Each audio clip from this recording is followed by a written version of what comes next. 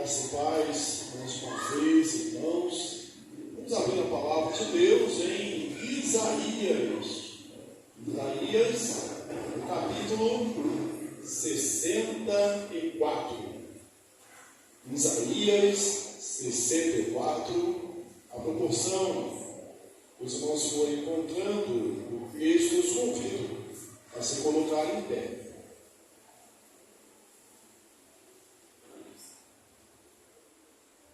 Isaías 64.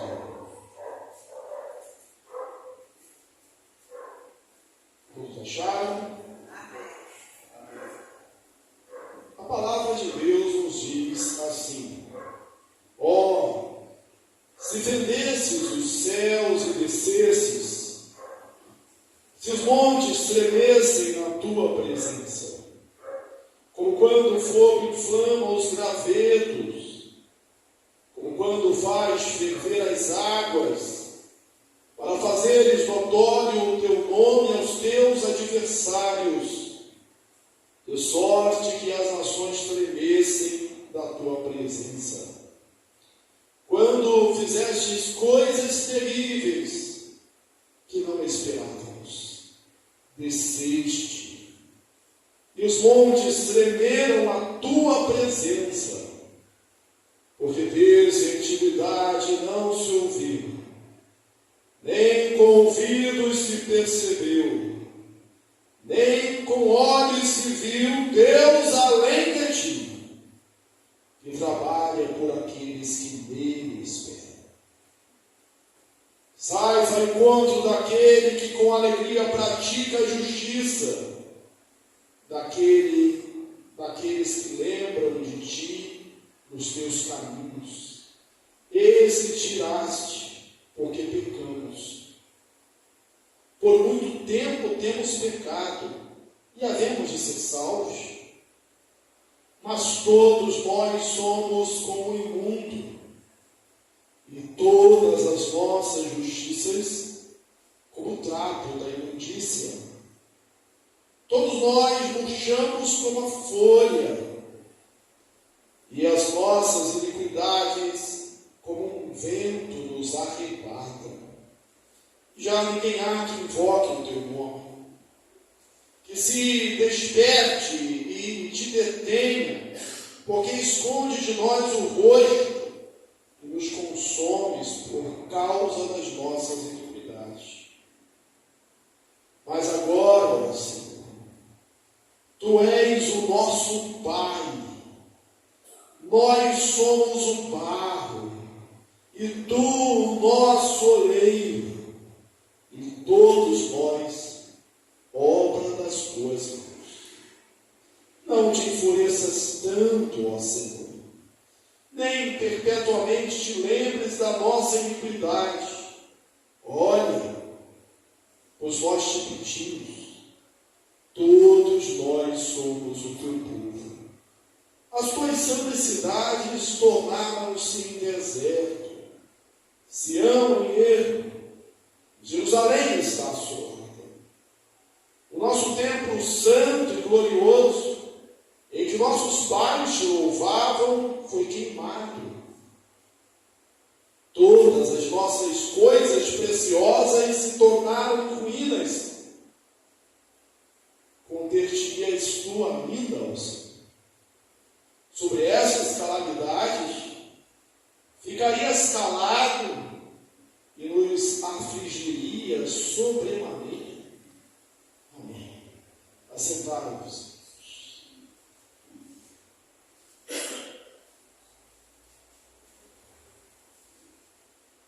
Todas as nossas coisas preciosas se tornaram em ruínas.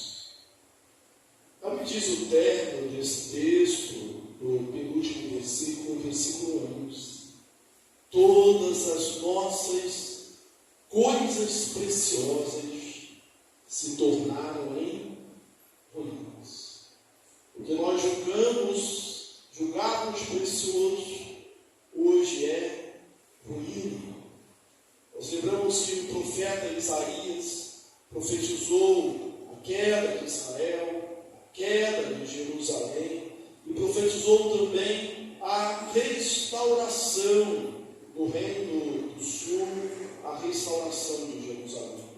Quando o texto diz aqui que todas as nossas coisas preciosas se tornaram em ruínas, ele está dizendo que as cidades santas do Senhor, de Judá, Jerusalém, o Monte Sião, o templo, foi destruído. Os seus objetos valiosos foram levados em despojo. Tudo virou um erro, tudo virou um deserto, tudo foi reduzido a nada. E ele diz: as nossas coisas preciosas foram destruídas. O que fazer quando as nossas coisas preciosas são destruídas? E nós podemos usar esta palavra, esta frase, como tema da mensagem de hoje. O que fazer quando aquilo que julgamos precioso foi destruído?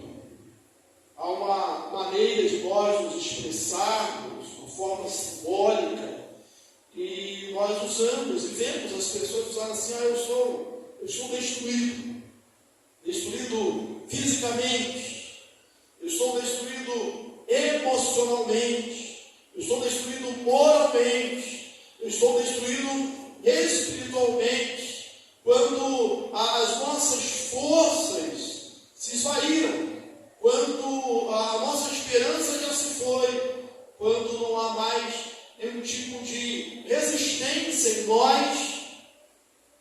Talvez nós usemos essa expressão, você usa essa expressão: estou destruído. E aí, o que fazer diante de uma constatação como essa? Diante da confirmação dessa realidade, ou da iminência dessa realidade, da proximidade, da aproximação disso. E o texto vai nos mostrar algumas coisas. A primeira realidade que nós vemos no profeta, e não só no profeta Isaías, mas uma verdade que permeia todas as escrituras, toda a história da igreja, é que a primeira coisa que tem que haver é um desejo de Deus. Um desejo. Grave isso. Um desejo ardente. E para deixar isso bem claro, o texto começa logo com uma interjeição: se fendesses os céus e descesses. Se fendesses os céus e descesses. Se os montes tremessem a tua presença. O profeta deseja Deus. O profeta anseia Deus. O profeta, ele não pede pela morte dos seus inimigos. O profeta, ele não pede prata e ouro, recursos financeiros. O profeta, ele não pede, como os reis pediram, um reforço, uma aliança contra as nações, um suprimento militar. Não pede nada disso. Ele pede: Senhor, a tua presença. Quando estamos nos sentidos destruídos, quando estamos arruinados, quando não há mais força em nós não precisamos tanto mais de dinheiro, de saúde, de amigos. Não é disso. Nós precisamos da presença de Deus. E tão dramática é a expressão do profeta Isaías, de maneira poética. Ele diz: se os céus fendessem, quando nós estamos carentes, quando nós estamos destruídos, nós precisamos nada mais, nada menos do que os céus rasgados, do que os céus abertos. Quantas vezes aconteceu no história? Ele fala como quando o céu se abriu, quando os montes tremeram na tua presença, quando o fogo inflamou os gravetos, quando fez ferver-se a água e tornaram-se notórios os teus feitos diante dos teus adversários. Ele está dizendo: o Senhor já fez isso. O Senhor já operou poderosas, coisas grandes, portentosas, espetaculares, maravilhosas, inaudíveis entre nós. E nós vemos isso em Êxodo, no capítulo 19. Eles são acampados diante do monte, diante do Sinai. E aí o texto vai dizer, a partir do versículo de número 16, ao amanhecer do terceiro dia, houve trovões, relâmpagos, uma espessa nuvem cobriu o monte, e muito forte clangor de trombeta, de maneira que todo o povo que estava no arraial se estremeceu. Moisés levou o povo fora do arraial ao encontro de Deus, e puseram-se em pé diante do monte. Todo o monte Sinai fumegava, porque o Senhor descera sobre ele em fogo. A sua fumaça subiu como fumaça de uma fornalha, e todo o monte tremia grandemente. E o clangor da trombeta ia aumentando cada vez mais. Moisés falava, e Deus lhe respondia num trovão. Êxodo 19, a ocasião quando Deus está se preparando para dar a lei, os mandamentos. Os céus se abriram, os céus se rasgaram, Deus desceu. Essa manifestação da presença de Deus se fez notória. E você vai observar que no versículo 1 e versículo 3, algumas coisas interessantes. Vai aparecer 3 vezes uma tríplice presença. Sempre no final do versículo, rapidinho você vai ver, presença, presença, presença. É isso que está aí? As últimas palavras dos 3 primeiros versículos, presença, presença, presença. A teologia, a gente chama isso de teofania, a manifestação de Deus. Quando a gente está destruído, quando as coisas que nós julgamos preciosas escorreram entre os nossos dedos, nós precisamos de desejar a Deus, e nós precisamos da presença, da presença, da presença de Deus. É por isso que os servos de Deus no passado disseram, olha, se o Senhor não for conosco, nós não vamos. Se não for a sua presença, nós não queremos ir. Senhor, não permitis a tua presença. A presença de Deus é algo que é mais importante na nossa vida. Você não precisa de outra coisa, meu irmão, minha irmã. Você precisa dos céus rasgados, dos céus fendidos, dos céus abertos e da presença maravilhosa de Deus. É verdade que, como nós já estudamos atributos de Deus, Deus é onipotente, Deus é onisciente, Deus é onipresente, Ele está presente em todo lugar. Mas não é dessa onipresença como atributo de Deus que Ele está falando. Ele está falando da manifestação da presença de Deus, de sentir a presença de Deus, de perceber a presença de Deus, de ver a provisão de Deus, a intervenção de Deus. Por isso que ele fala dos céus abertos. Isso vai aparecer 2 vezes. Se a presença aparece 3, a descer aparece 2 vezes. Se pendesses dos céus e descesses. Aí depois no versículo 3, quando fizestes coisas terríveis que não esperávamos, e descesses. Nosso Deus, irmãos, não um Deus distante, não um Deus longe, não um Deus que está viajando, não um Deus indiferente, um Deus que não se preocupa, um Deus que não age como Deus do teísmo. Não, o nosso Deus é um Deus presente, é um Deus que intervém, e Ele intervém na história, e Ele continua intervindo. Mas você dos céus, amigos. Lembra de Atos capítulo 7? Estevão, ele está cheio do Espírito Santo, Ninguém resiste à sabedoria com que ele fala. Enquanto não se resiste por meio de palavras, se resiste através da violência, ele é apedrejado. Mas a Bíblia diz que ele vê os céus abertos. E quando nós vemos os céus abertos, não importa o que nós vemos diante de nós, não importa a ferocidade, o ranger dos dentes, a cara feia do inimigo, o sangue dos olhos dele, não importa, não importam as pedras nas mãos, não importa a agressão, nós vemos os céus abertos, nosso rosto brilha.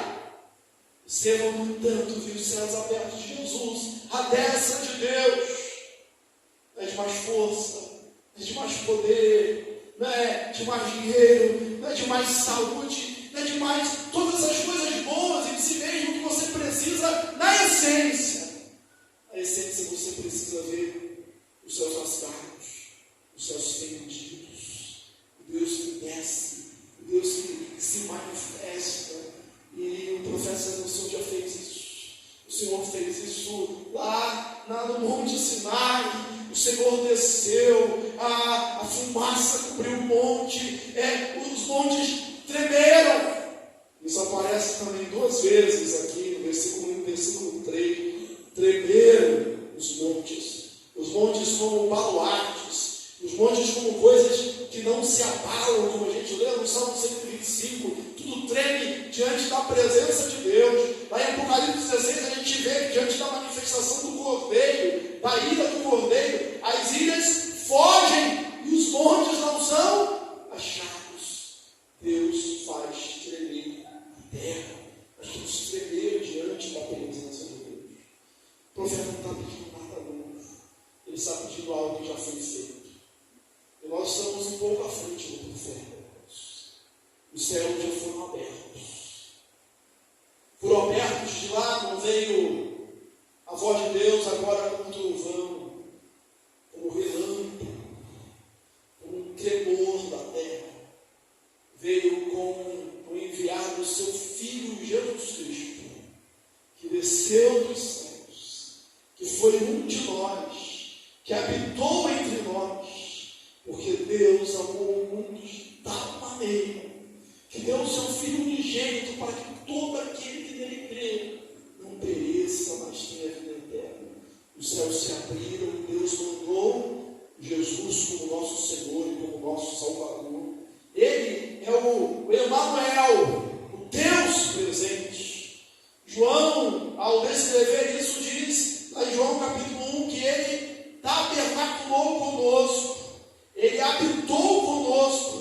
O Verbo se fez carne e habitou entre nós, presença de Deus. Lá em Apocalipse, quando tudo se consuma, no capítulo 21, versículo 3, João ouve uma voz por trás de si dizendo: eis o tabernáculo de Deus com os homens. Deus estará no meio deles. Deus será o seu povo, ele será o seu Deus. Vamos à coisa mais preciosa da nossa vida. A coisa mais preciosa desse povo não era o templo, era o que o templo simbolizava, era a presença de Deus. A coisa mais preciosa da minha vida não é aquilo que eu vejo, não é aquilo que eu pego, não é aquilo que eu simplesmente sinto, é a presença de Deus. Como sentimos os Espíritos, precisamos desejar a presença de Deus, precisamos ver a manifestação de Deus, os céus abertos, os céus rasgados, Deus descendo, nós tremendo diante dele, manifestação do Senhor. Como a corça suspira pelas correntes das águas, assim por ti, ó Deus, suspira a minha alma. É difícil, tem algo ruindo, desmoronando, sendo destruído. Você precisa da presença de Deus. Em segundo lugar, além de um desejo, há uma confissão. Deus, ele rejeita o sublime, mas ele está com um contrito de coração, com um humilde de coração. Se confessar nossos pecados, deixarmos, Deus perdoa. Essa certeza que nós temos. O nosso Deus, Ele é rico em perdoar. O nosso Deus é cheio de misericórdia. Ele não pode ser convencido, não será convencido da nossa bondade, mas Ele não será persuadido disso, mas Ele ouvirá a confissão de um coração contrito, de um coração fiel. Versículo 6, versículos 5 e 6, começa a descrição dessa verdade. Deus faz ao encontro daquele que, com alegria, pratica a justiça. Deus sabe discernir entre uma geração pecadora, mas sempre que há um entre essa geração que pratica a justiça, Deus, Ele sabe. Deus falou isso para Abraão, quando ele estava intercedendo por Ló. Não, se tiver 50 justos, se tiver 20 justos, Deus, Ele sempre, eu vou poupar. Deus, Ele vê uma geração que todo o desígnio era mal diante do Senhor, de maneira contínua, Gênesis 6. Mas Ele vê ali Noé, que era um homem justo e íntegro, que andava com Deus. Deus sabe fazer separação. Mas diante disso, diante do pecado, é necessária confissão. E Ele diz assim: muito tempo, por muito tempo, temos pecado. E havemos de ser salvos. E aí tem um dos versículos mais conhecidos de Isaías: mas todos nós somos como um imundo, e toda a nossa justiça como um trapo de imundícia. Todos nós murchamos como a folha. Todos nós murchamos como a folha, e as nossas iniquidades como um vento nos arrebata. Todos nós somos como o imundo. Algumas ilustrações aqui.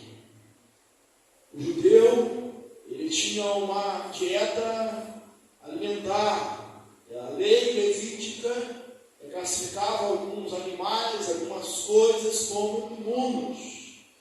E uma delas eram os animais, alguns animais. A gente lembra daquela visão de Pedro com um lençol descendo cheio de toda sorte de animais impuros.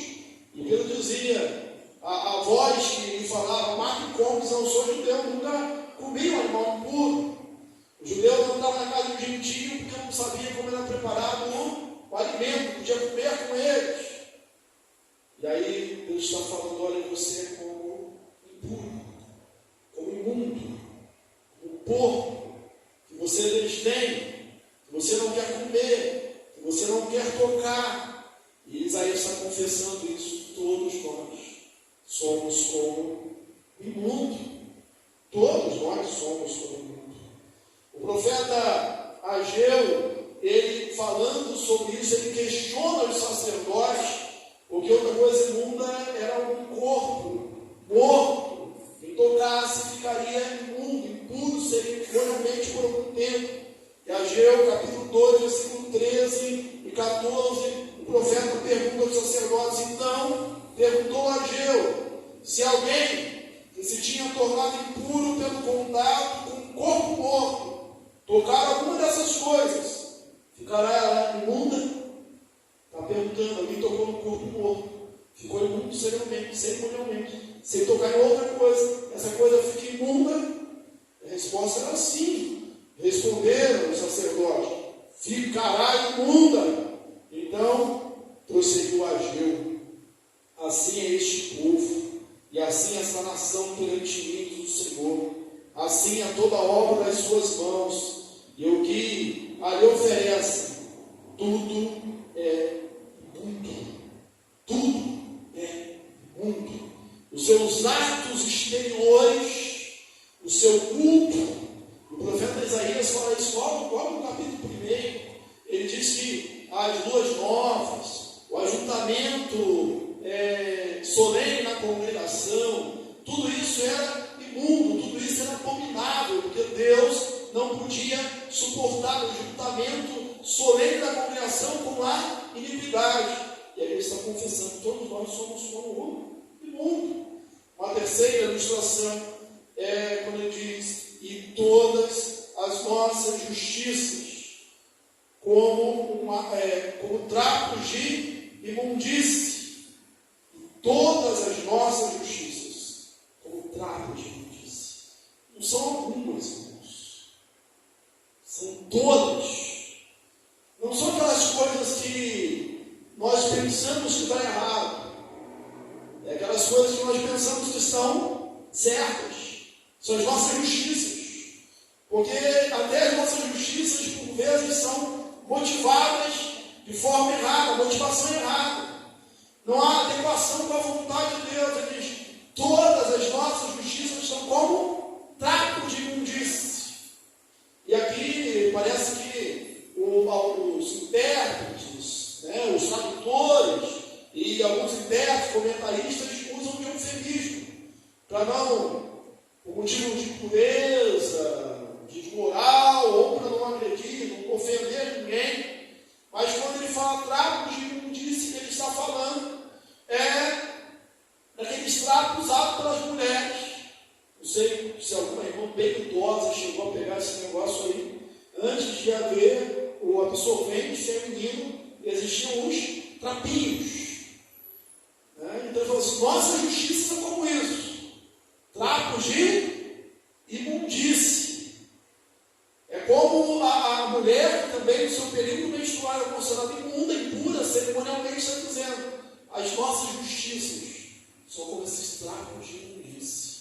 Ele vai ao extremo para dizer que não havia nada justo. Ele vai ao extremo para dizer assim, olha, você ofereceria isso a Deus? Você exibiria isso como algo grandioso? Você mostraria isso como um troféu? Você teria orgulho desses trapos de imundície? Então, a única coisa que você pode oferecer de si mesmo para Deus é isso, são trapos de imundície. Para que você não pense que pode haver outra interpretação para isso. Ezequiel, no capítulo 36, versículo 17, ele vai mais direto. Ele foge do eufemismo. Ele foge de uma linguagem mais leve e diz, ele é como árvore, filho do homem, quando a casa de Israel habitava na sua terra, eles a contaminaram com seus caminhos, e as suas ações, como a imundície de uma mulher em sua menstruação, tal era o seu caminho perante mim. Todos pecamos, esse povo, e destituídos estamos da glória de Deus. Não há justo, nem sequer não há quem busque a Deus, não há nenhum sequer. Uma outra ilustração desse texto é que esse pecado nos faz murchar como a folha, e as nossas iniquidades, como um vento, nos arrebata. Murchamos, secamos como uma folha, e somos arrebatados pelo vento. Quem enfrenta, e não é o nosso caso, inverno rigoroso, a gente não tem aquelas estações definidas no ano. A gente sabe que existe primavera, verão, outono, inverno, mas a gente não consegue ver isso de maneira muito clara. A gente vê um invernozinho, né? Um verãozão. É isso que normalmente a gente vê o tempo todo. Mas onde há estações definidas, e quem enfrenta o frio tremendo, sabe que nesse frio as folhas das árvores morrem. Depois o vento do outono vem e as leva. E aqui é uma boa ilustração. Porque, irmãos, não foi o vento que levou a folha. Levou a folha porque a folha já estava morta. Não foi Babilônia que venceu Israel. Os babilônios achavam isso. Porque na cultura daquele tempo havia uma guerra entre os deuses. Então, quando um povo vencia o outro, era a vitória do meu Deus. Mas não foi Israel, não foi Babilônia que venceu. O grande inimigo não era Babilônia. Nosso grande inimigo não é a besta, o anticristo, o inimigo. Já é o inimigo, não sei disso. Mas o grande inimigo do povo de Deus, eles foram vencidos pelos seus próprios pecados, pelas suas próprias iniquidades. Eu sou o meu próprio inimigo. principal inimigo. Sou eu que jogo contra mim mesmo. Quando eu erro, quando eu peco, quando eu me afasto de Deus. O apóstolo Paulo descreve essa sorte como miserável. Diz: miserável homem que sou. O bem que quero fazer, esse não faço, sim o mal que quero. Ao contrário disso, é o descrito. Essa mesma metáfora da folha, a ilustração da folha seca, é descrito no Salmo 1, versículo 3, do justo, do homem que anda com Deus, do homem que teme ao Senhor. Ele é como árvore plantada junto a ribeiros de águas, que no devido tempo dá o seu fruto e cuja folhagem não murcha. Aconteça o que acontecer, venha o que vier, as intempéries da vida, a sequidão, o sol, não faz a sua folha murchar. Se todos os nossos atos são injustiça, olha aí a antítese. Aqui é todos. Agora no versículo 7 é ninguém. Ninguém há que busque. Ninguém há que invoque.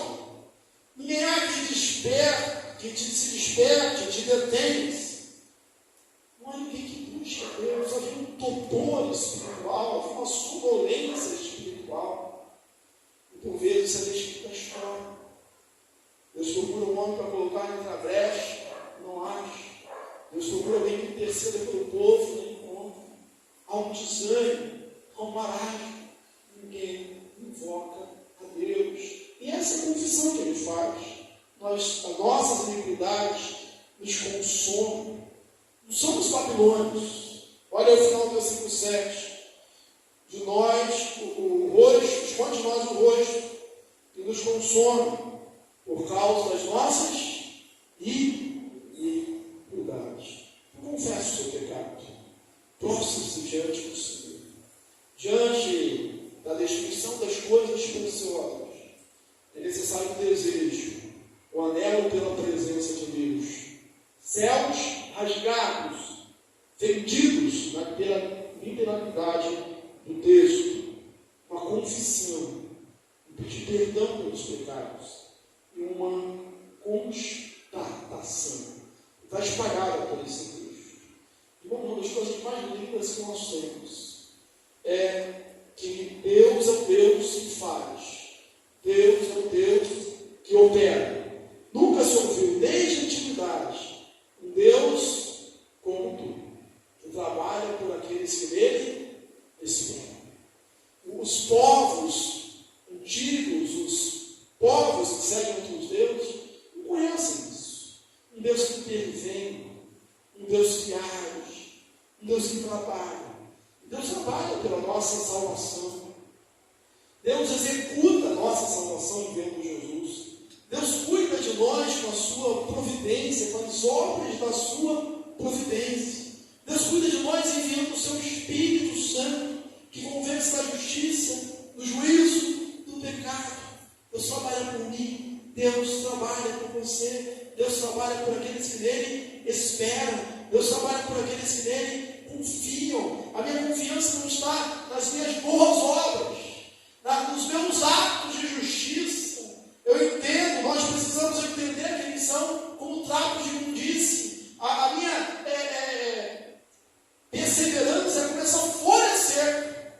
Mas Deus é o Deus que trabalha.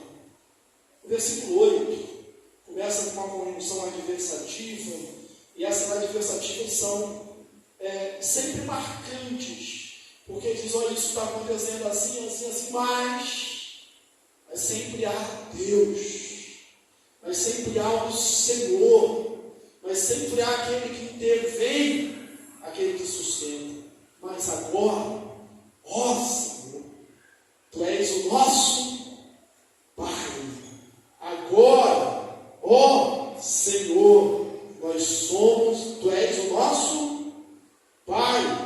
Tu és o nosso Pai. Tu és o nosso Pai.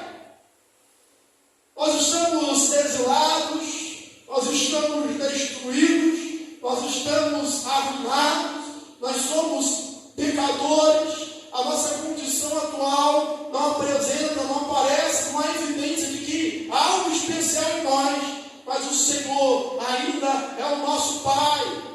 Deus nunca deixa de ser o Pai.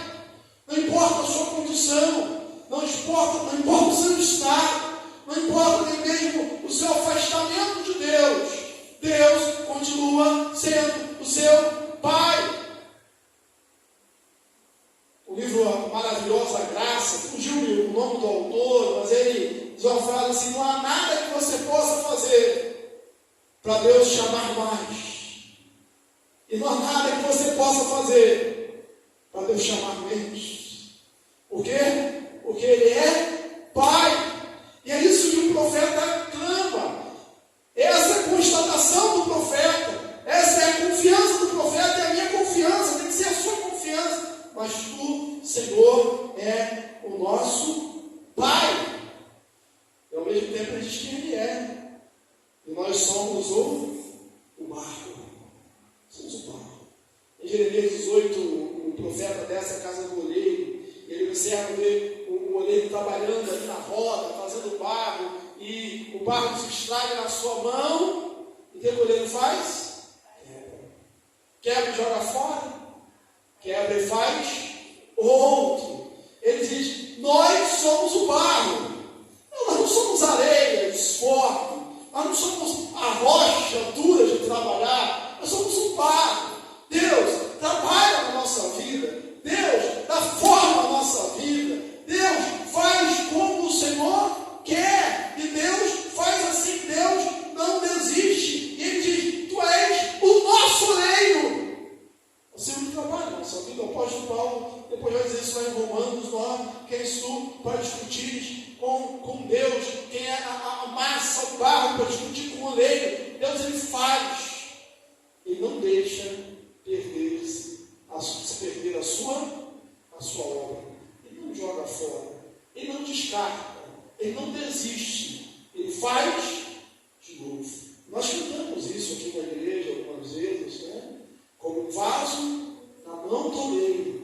Quebra a minha vida e faz de novo. Não é quebra e joga fora. Quebra e faz de novo. Deus faz de novo. Ele diz: Senhor, nós somos as obras das tuas mãos. Nós somos a tua preciosidade. Nós somos as tuas delícias. Não te enfureças tanto. Ele sabe que Deus se lembra. Ele sabe que Deus é justo juiz. Ele sabe que Deus, como diz Hebreus 12, 28, Deus, o nosso Deus, é fogo consumidor. Mas ele diz: Deus, não te enfureças tanto. Parece a voz de uma criança falando com o pai: tá bom, mas não seja tanto. Não te irrite tanto. Não te irrite tanto. Nós somos o teu povo. Todos os profetas, quando Deus fala sobre o pecado através de profetas, eles continuam sendo o povo de Deus. Povo de Deus. Nós não nos perdemos, somos o povo de Deus. Essa é a constatação que nós temos. É isso que nós precisamos lembrar. Que Deus é o nosso Pai. Nós somos o barro. Nós somos a massa nas suas mãos. Ele é o nosso oleiro. E a massa pode até não ser muito boa, mas o oleiro é bom. E eu confio nas mãos do oleiro. E eu posso até desistir, mas o oleiro não desiste. Deus não desiste. São povo de Deus. Nós somos o povo de Deus. Raça eleita, sacerdócio real, nação santa, povo de propriedade exclusiva de Deus. Nosso templo, nosso santo e glorioso templo, não é o templo de Deus. A glória não é do templo, a glória é daquele que enche o templo. As nossas cidades, tudo, as coisas preciosas, todas as nossas coisas preciosas se tornaram em ruínas. Deus não está pensando pensando no templo físico. Jesus, quando disse que destruiu o templo, em 3 dias ele edificaria, ele falava, depois ele estava falando do templo da sua vida, da sua carne, da sua morte e da ressurreição. Ele diz que você, Paulo fala isso lá em 1 Coríntios 6, nós somos o templo de Deus, o templo do Espírito Santo de Deus. Essa é a nossa maior preciosidade. Nada é tão precioso como isso, de sermos a morada de Deus. Lembre-se, quando tudo parece ser perdido, destruído, acabado, é necessário um desejo, a presença de Deus, céus rasgados, uma confissão de pecados, uma constatação. Deus é nosso Pai, nós somos o barro, e Ele é o olheiro, nós somos o seu povo,